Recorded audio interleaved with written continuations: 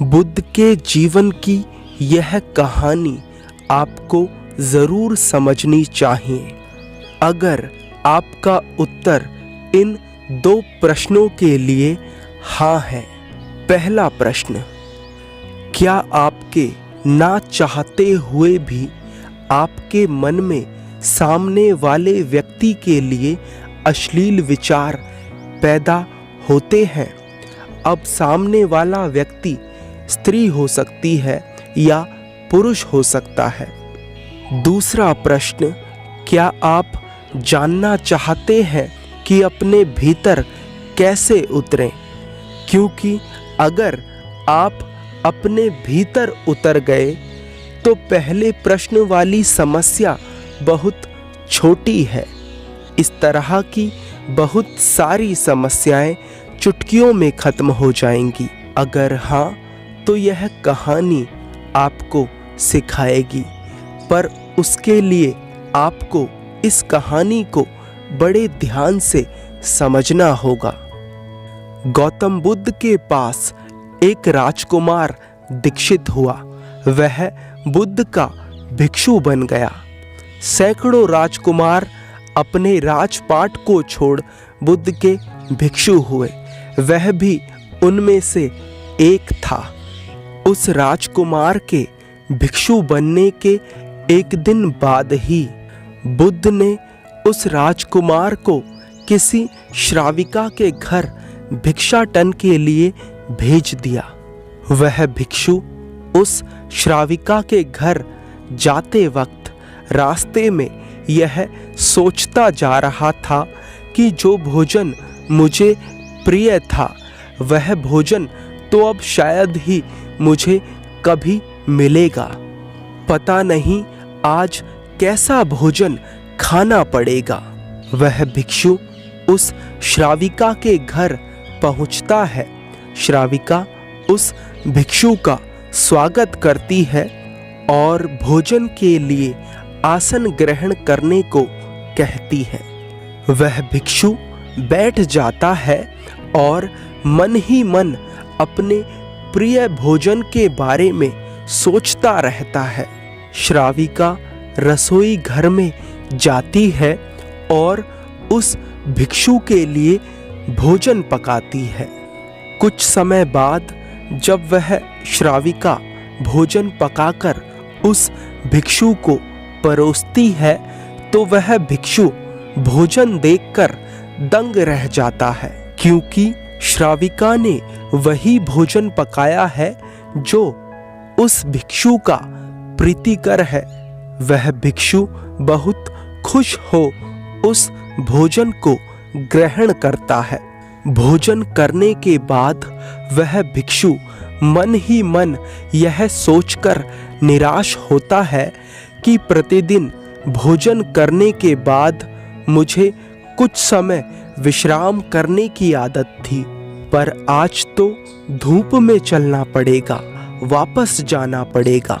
इतने में ही वह श्राविका उस भिक्षु से कुछ समय विश्राम करने का आग्रह करती है।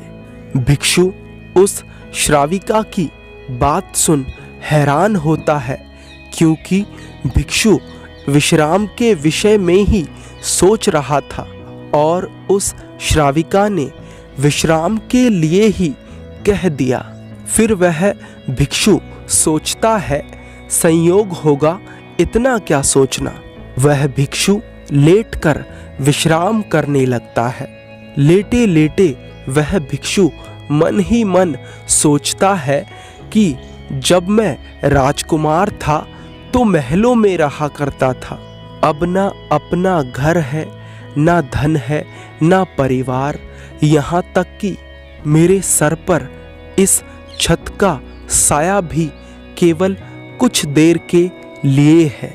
इतने में ही वह श्राविका आती है और कहती है, भंते ऐसा क्यों सोचते हो कि घर नहीं, परिवार नहीं, धन नहीं, यहाँ तक कि इस छत का साया भी कुछ देर ही रहेगा। तुम जितनी देर चाहो यहाँ रह सकते हो। उस श्राविका के द्वारा इतना सुनते ही वह भिक्षु उठकर खड़ा हो जाता है, क्योंकि अब संयोग मानना कठिन था। अब तो बात साफ थी। वह भिक्षु उस श्राविका से कहता है, मैं बहुत हैरान हूँ, क्या आप मेरे मन के विचारों को पढ़ सकती हो? वह श्राविका उस भिक्षु से कहती है, हाँ निश्चित ही। सबसे पहले मैंने अपने खुद के विचारों को देखना शुरू किया। ये विचार अनगिनत थे, पर मैंने अपना पूरा ध्यान इन विचारों पर केंद्रित किया और ये विचार धीरे धीरे कम होते चले गए, क्योंकि मैं ना तो किसी विचार के पक्ष में होती थी और ना ही विपक्ष में, इसलिए मैं इन्हें देख पा रही थी। और यही कारण है कि इन विचारों की संख्या कम होती चली गई। और फिर एक समय ऐसा आ गया कि विचार बिल्कुल विलीन हो गए, सब कुछ एकदम स्थिर हो गया। तब से मेरे भीतर व्यर्थ विचार चलते ही नहीं, इसलिए दूसरों के विचार पढ़ लेती हूँ। वह भिक्षु तो उस श्राविका की बात सुन घबरा जाता है और उस श्राविका से लौटने के लिए आज्ञा मांगता है। वह श्राविका उस भिक्षु से पूछती है, इतने घबरा क्यों रहे हो, क्या हुआ? पर वह भिक्षु उस श्राविका को कोई उत्तर नहीं देता और दौड़कर बुद्ध के पास पहुंचता है। बुद्ध के पास पहुंचकर बुद्ध से कहता है, क्षमा कीजिए बुद्ध, पर मैं अब वहां भिक्षाटन के लिए दोबारा नहीं जाऊंगा। बुद्ध उस भिक्षु से पूछते हैं, क्या हुआ, कोई गलती हो गई? क्या उस श्राविका से कोई भूल हो गई?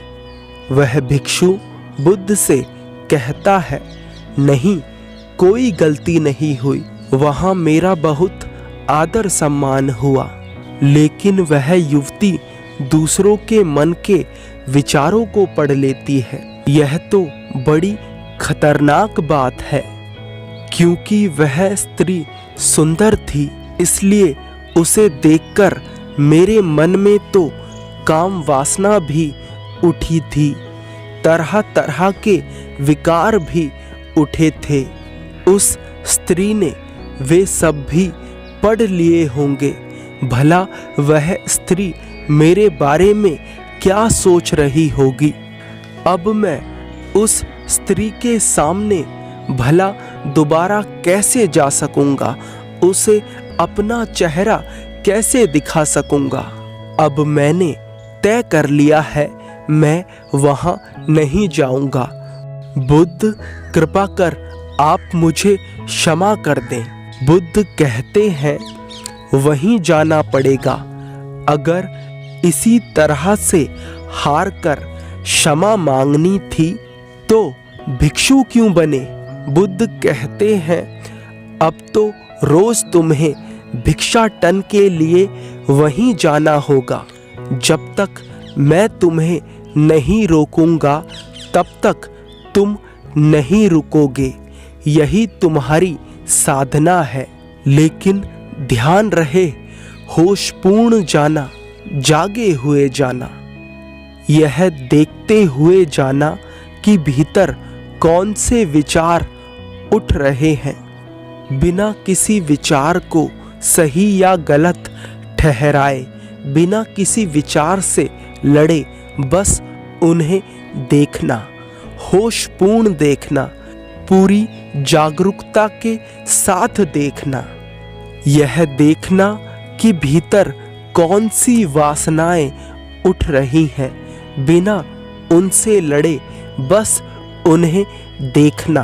अगले दिन वह भिक्षु उस श्राविका के घर भिक्षाटन के लिए जाने लगता है।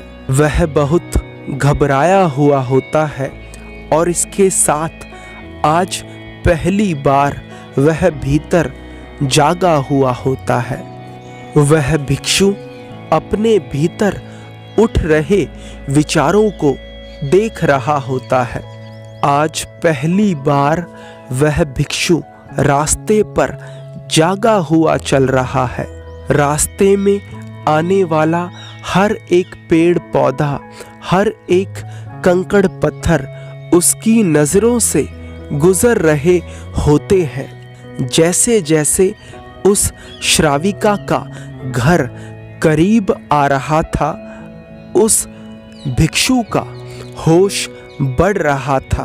भीतर जैसे कोई दिया जलने लगा हो, सब कुछ साफ साफ दिखाई देने लगा था।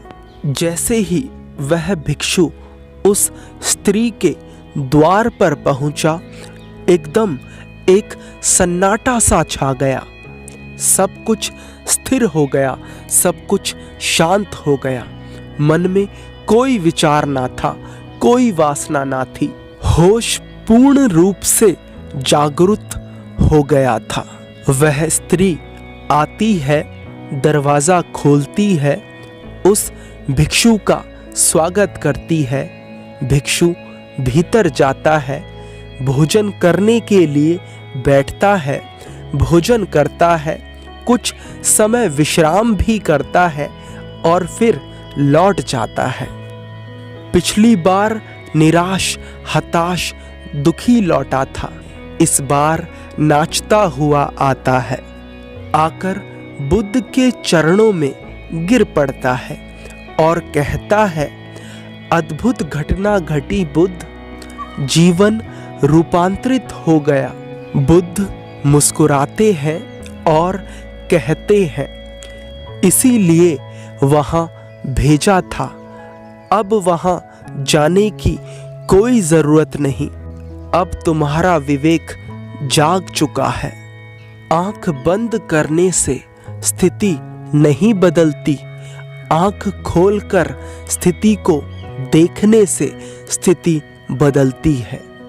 अगर बात समझ में आई तो कहिए हाँ। धन्यवाद।